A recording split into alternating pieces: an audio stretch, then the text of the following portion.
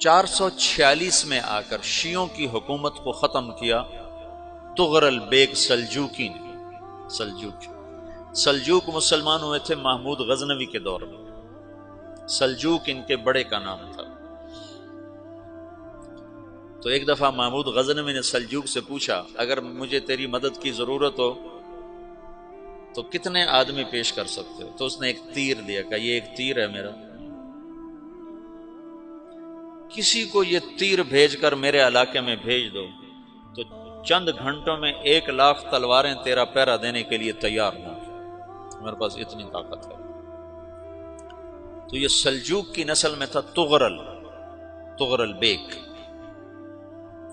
اللہ تعالیٰ نے جب عرب زوال کا شکار ہو گئے اور ضعف کا شکار ہو گئے، جیسے بڑھاپے کا کوئی علاج نہیں، جب قوموں پہ زوال آتا ہے تو اس کا بھی کوئی علاج نہیں، پھر اور قوم کو جگہ ملتی ہے۔ جیسے بڑھاپا ایک فرد پہ آتا ہے، ایسے بڑھاپا قوم پہ آتا ہے۔ قوم کا بڑھاپا جوانی میں نہیں لوٹ سکتا، جیسے فرد کا بڑھاپا جوانی کی طرف نہیں لوٹ سکتا، قوم کا بڑھاپا جوانی کی طرف نہیں لوٹ سکتا، کوئی علاج نہیں، نئی نسل کا آنا ہی علاج ہے۔ تو عرب دھل چکے تھے، 600 سال بہت ہوتے ہیں حکومت کو، اپنی صفات گم کر چکے تھے، اب نئے خون کی ضرورت تھی۔ طغرل بیگ پہلا شخص تھا جس نے آ کر اہل السنت والجماعت کو استحکام بخشا، شیعوں کی حکومت کو ختم کیا، بغداد سے، شام سے، ان سارے علاقوں سے۔ صلاح الدین ایوبی نے اسماعیلی شیعہ کی حکومت کو ختم کیا، مصر میں۔ العاضد ان کا آخری خلیفہ تھا صلاح الدین ایوبی، نور الدین زنگی رحمۃ اللہ علیہ کا پروردہ تھا، اس کا دوست تھا، اس کے دوست بھی تھا، بچہ بھی تھا اس کے سامنے، زیادہ لکھنے پڑھنے کا شوق تھا۔ پھر اللہ تعالیٰ نے اس سے کام لیا اور اس کو مصر کا گورنر بنا کے بھیجا، مصر کی مدد کے لیے بھیجا۔ تو وہاں اس نے صلاح الدین ایوبی نے وہاں ختم کیا، طغرل بیگ نے یہاں ختم کیا۔ تو پھر سلجوق جو تھے نا یہ اقتدار میں آئے، ادھر ختم ہو گئی سلطنت بنو عباس کی، مصر ایک چھوٹی سی ترکوں کی سلطنت۔ تو اللہ تعالیٰ پھر مرکزیت کے لیے ایک نظام چلایا، دو لشکر آپس میں لڑ رہے ہیں ایک میدان میں، ایک جنگلی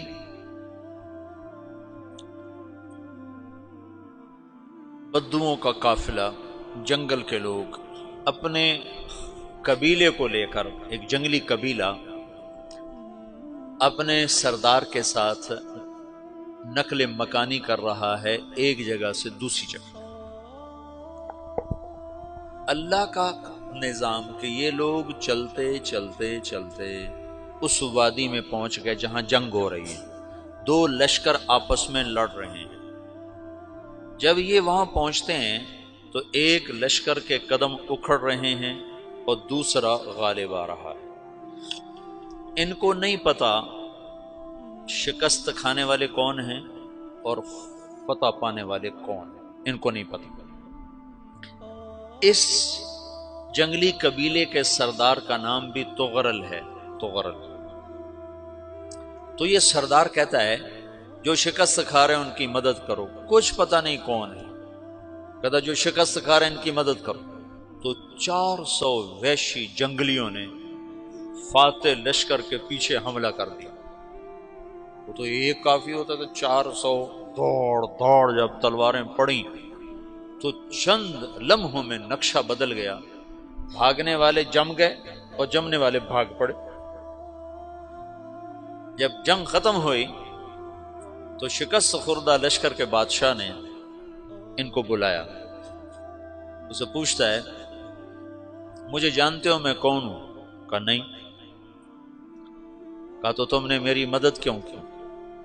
کہا انسانی ہمدردی کی وجہ سے، تمہیں شکست ہو رہی تھی اس لیے تمہاری مدد کی۔ پھر اس نے اپنا تعارف کرایا، میں ہوں سلیمان سلجوقی، ترکی کا بادشاہ۔ مسلمانوں کا لشکر تھا اور تاتاریوں سے شکست کھا رہا تھا، تاتاری فتح پا رہے تھے، مسلمان شکست کھا رہے تھے۔ تو وہ اللہ کی غیبی مدد بن کر آئے، تو وہ اس سے کہتا ہے میرے ساتھ رہنا پسند کرو گے؟ تم نے میرے اوپر احسان کیا ہے، میں اس کا بدلہ دینا چاہتا ہوں، میرے ساتھ رہنا پسند کرو گے؟ کہنے کا کر لوں گا۔ تو اس نے اس کو لے کر ترکی آیا، اور استنبول اس وقت روم کی حکومت میں تھا، اسے فتح کیا اس تغرل کے آگے چوتھے پانچویں پڑپوتے محمد فاتح نے۔ تو یہ استنبول ہے، یہ ترکی ہے، بیچ میں ایک چھوٹا سمندر ہے، یہاں ایک جاگیر ہے۔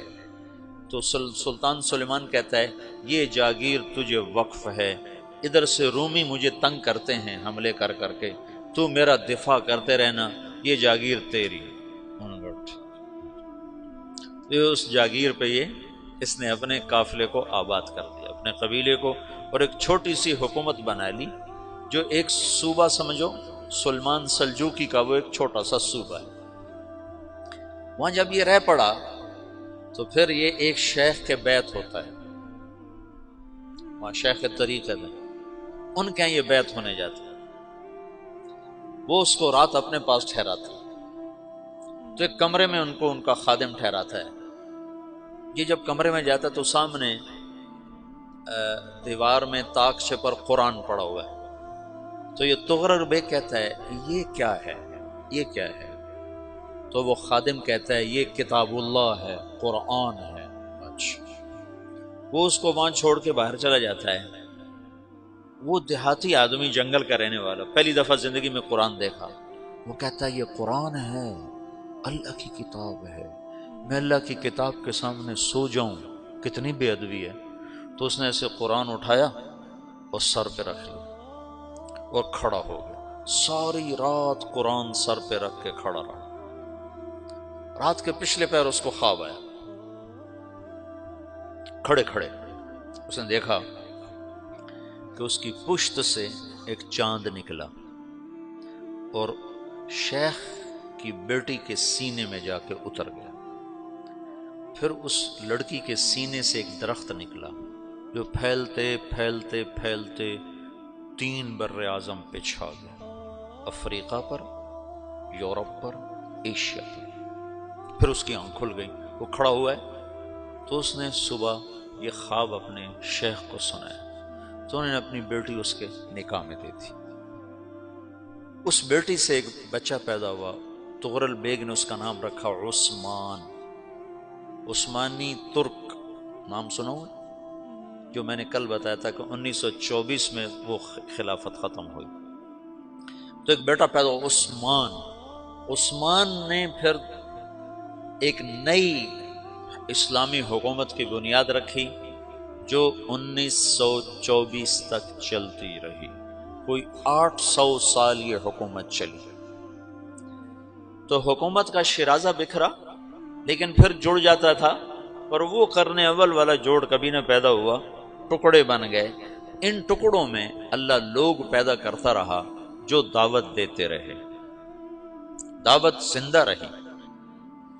جو تربیت کا نظام تصوف کے ساتھ تھا، اب وہ تبلیغ کے ساتھ۔